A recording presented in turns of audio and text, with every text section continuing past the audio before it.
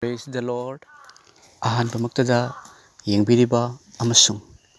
laisembbiba mapugi kanbiba mapugi ahingba afaba matik mangal na thallaba punsibu onthokpiduna sargagi nungshiba sargagi machasing ohenba ngamba Yesu Kristagi wahai asibu tabigadawriba ichilinausing ichelsing marupsing Ojasing ima pabungsing pumnamakpu dayanan laishramna kanbikraba minglen Jesu Kristagi Jesus Christ ki sengthoiraba minglenda yaifamangol nijabaga loinana ikai khumnaba thamoidagi utchari ngasi ai mayamda yam maru oiba amakak phungtokjarake aigi thamoida mase ipana Yesu Kristana fahon birakpa adugumlaba thoiba aduni Chilnaw iche chalima pabungsing taibang panbada khwaidagi hena tamthiba khwaidagi hena sathiba amasung oigadawriba thogadawraba kakningai leitraba adubu miyoiba ikhoinadi karisu natana khalliba aduga taibang panbada lakhiba leiriba kanagumba amakaktana phawbada mayoknaba ngamdaba amagi matangda haijarkadawribani yamna kanba oigadaba ama leiraba kanamnasu mayoknaba ngamdaba aikhoida thogadaba kari numita thokadabano khangdaba adubu aikhoinadi kawthokpa hairiba wahai ado hairiba wafam adudi karino haiba matamda shiba haibasini ngasi Yesu Kristabu khangjadriba chilnaw iche chilima pabungsing ngasi adomgi thamoigi adomgi pukningdo adomgi pukningse ishorna anauba pukning ohenba pame adom pukning changna ngayaktang tabiu aduga thajarabasing aikhoidi ishorgi macha oirabani thajabagi mapalani aikhoibu ishorna sarga lebak tana pubigadoribasi haiba shibase soidana aikhoi thogani ngasi oigadra horen oigadra hayeng oigadra akhoi kananasu khangde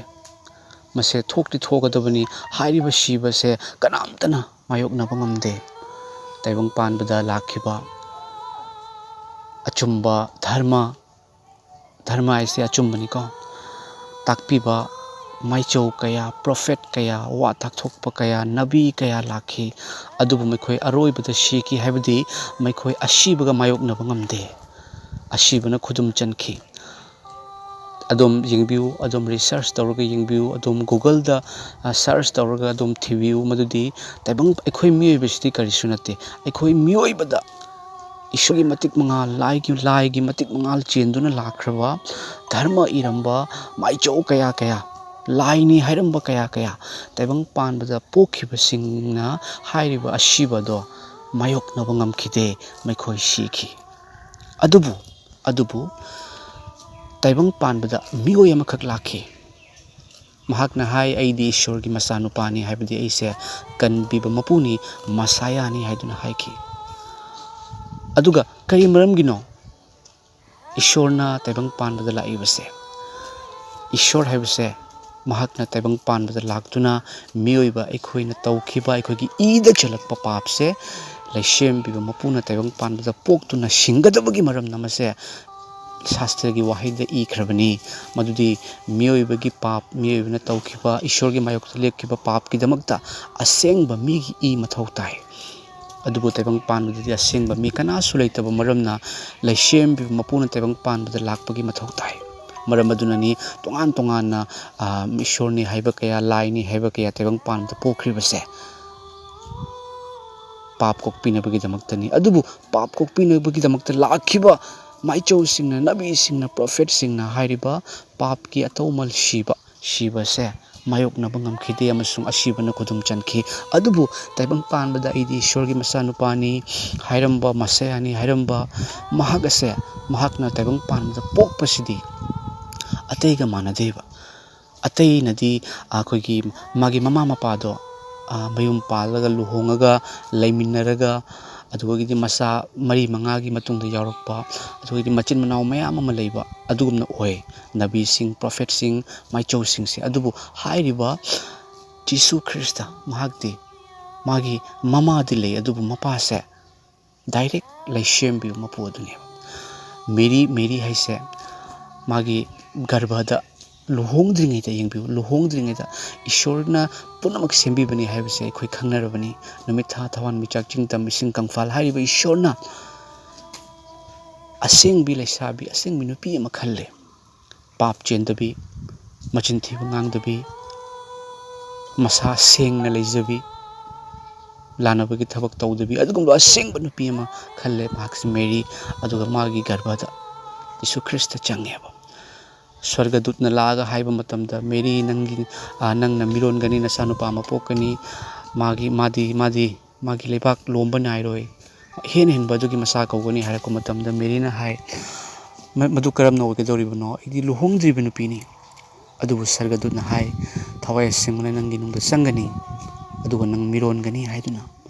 hairiba thawai aseng ba haibani ko Holy Spirit aseng ba thawai kanano Ishor mahak nataba punamak amang ba thawai ngatani Ishor saba singse amang ba thawai ni moidisu pangal lei power lei ina khulan bagi power lei nungai han bagi power lei mingchat jamna lehen bagi power lei mi hatok han bagi power lei mayam lei adubu hairiba seng ba thawai adudi magi mangna punamak lei adubu magna piriba power sidi karino nungshi bagi power segeba Holy Spirit tagi lakpa se nungshi ba hairiba thawai singna changduna Mary gi garbada changduna Mary ase poe Mary na magi masanu pa se poe haibadi Yesu Krista se poe mahakna poba matungda chahi 38 makhai taibang panbada leirami adugi manungsida ko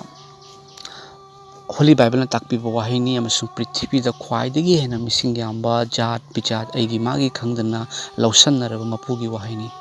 hingnabagi damakta sarga kanabagi damakta di manatana kanasu leite maramaduna hairiba Yesu Krista na taibang panbada leiri ngai matamda mahakna mamit tangba uhalami makhong tekpa chalalami leprosy naraba mi fahalami chahi taragani thoi chupna I tarabi nupi na magi fizi kaktang paibada fai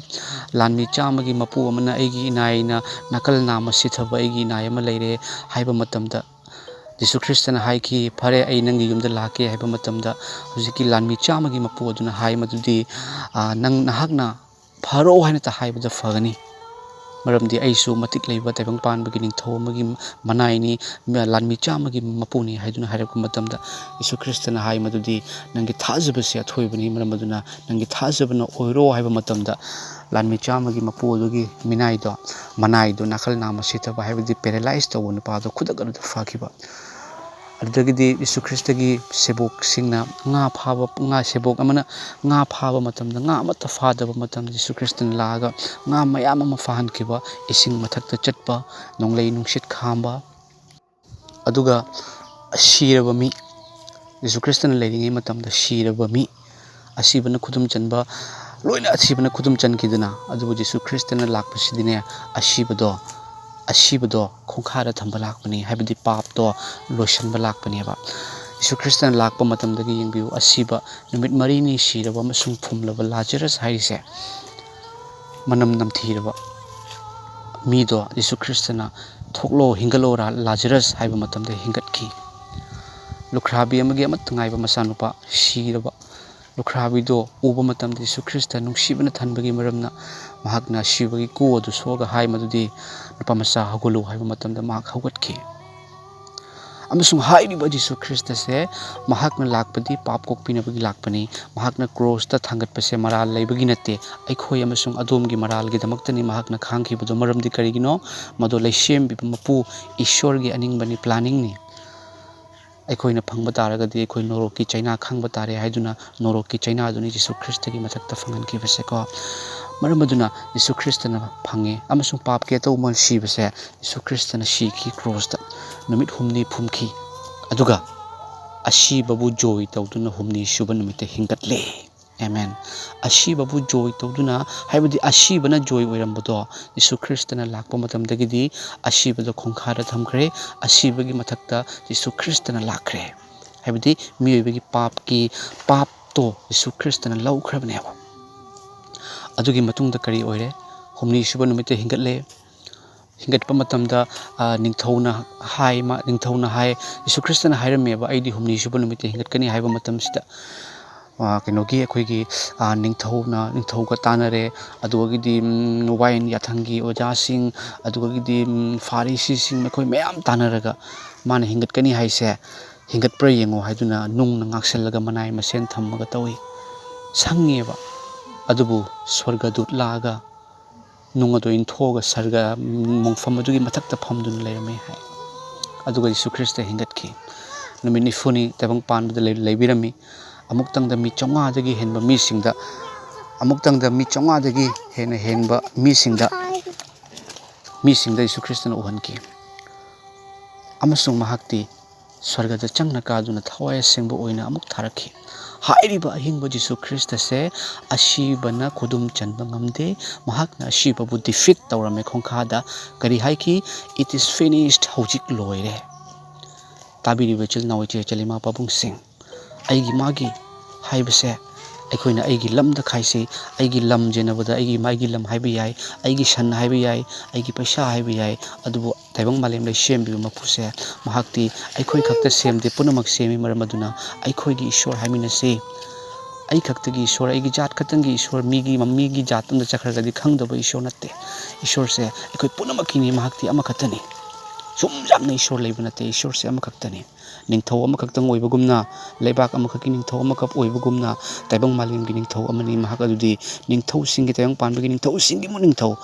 taibang panbada leiba mapu singi mu mapu Yesu Christa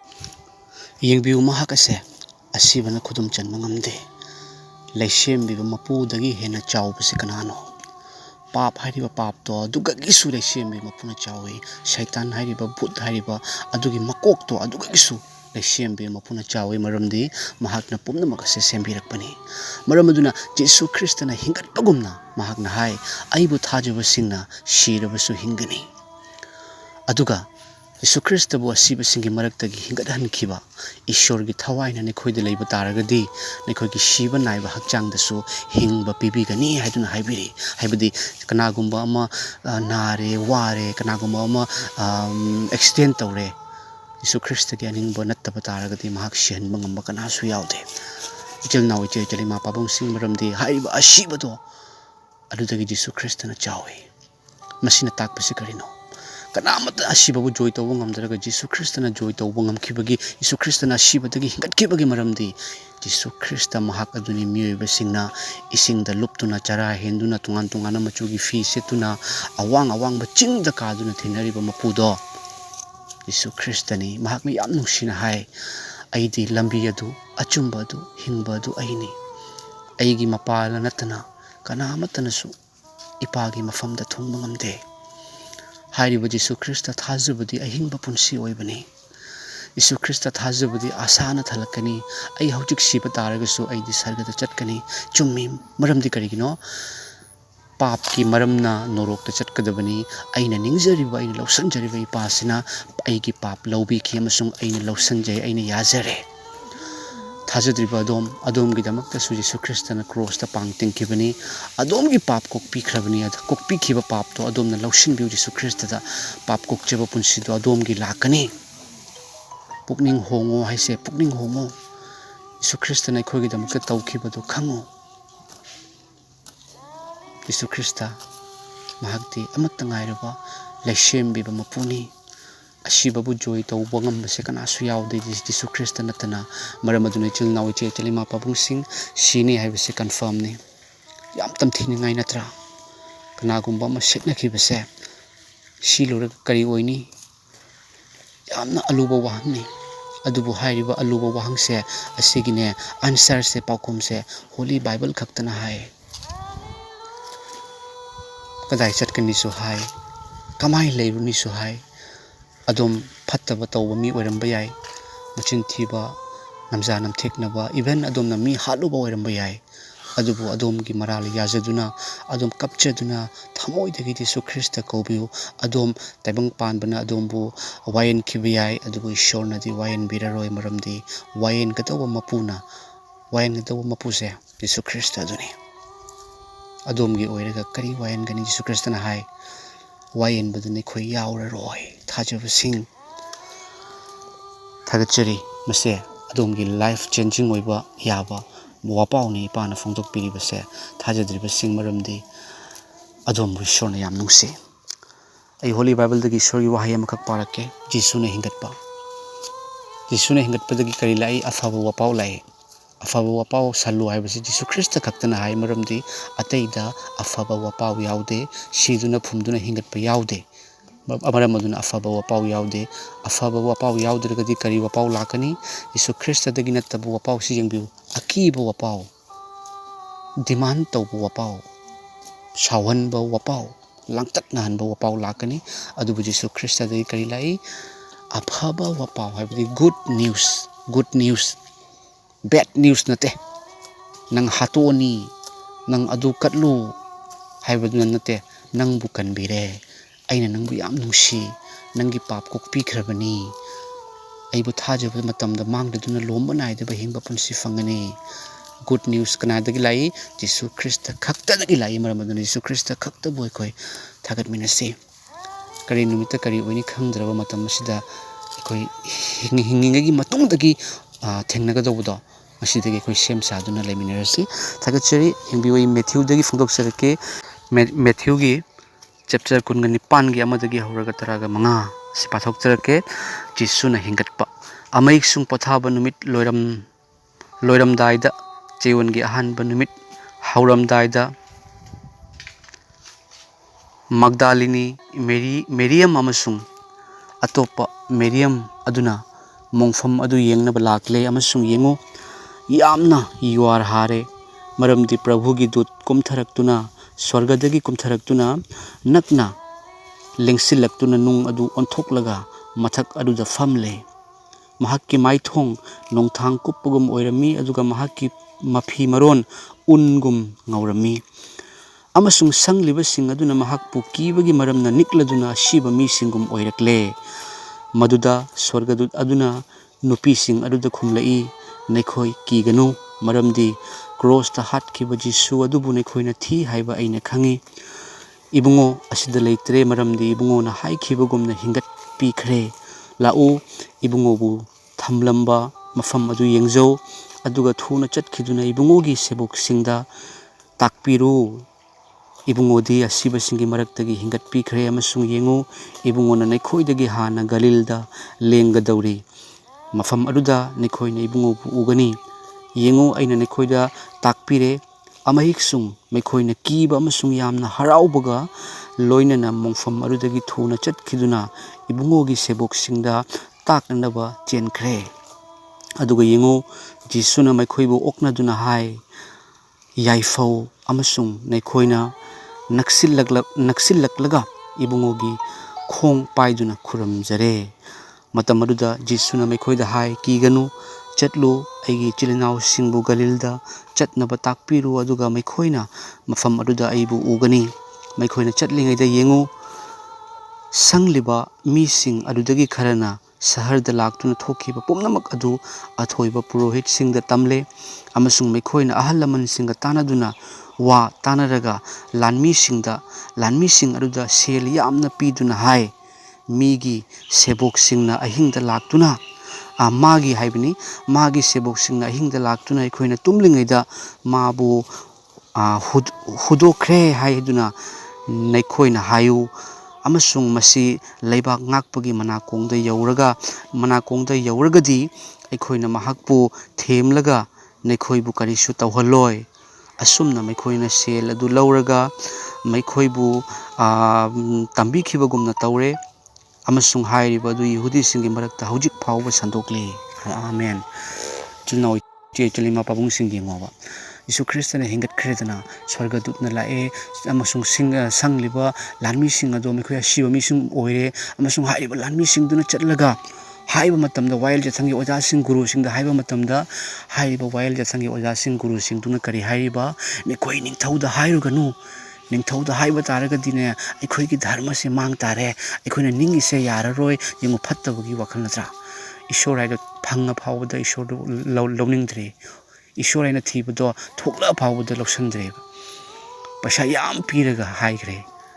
ꯍꯥꯏꯔꯨꯔꯅꯨ ꯍꯥꯏꯅ ꯃꯆꯤꯟ ꯊꯤꯔꯣ ꯅꯈꯣꯏꯒꯤ ꯁꯦꯕꯣꯛꯅ ꯄꯨꯈ꯭ꯔꯦ ꯍꯥꯏꯅ ꯍꯥꯏꯔꯣ ꯍꯥꯏꯅ ꯍꯥꯏꯔꯦꯕ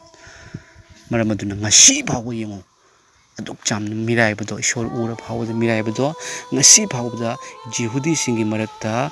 hojik phawa tawri Jehudi singnane kanbiba mapu lakani haibase mekoina khangi ado lakraba Jesu Christ ado mekoina thajde maramdi karigino thokriba punamak ado lanmi sing aduna tamma phawada gwail da thangi oja singna guru singna mekoina paisa piraga machin thihankhe Halleluya masini takraba ipagi wahida ekoina chumna dum taba khakta nataduna masidi jagoi saba nate isai sakpa nate film nate ngaihak kapammaga isidi phagini ne aina tokhibadu nate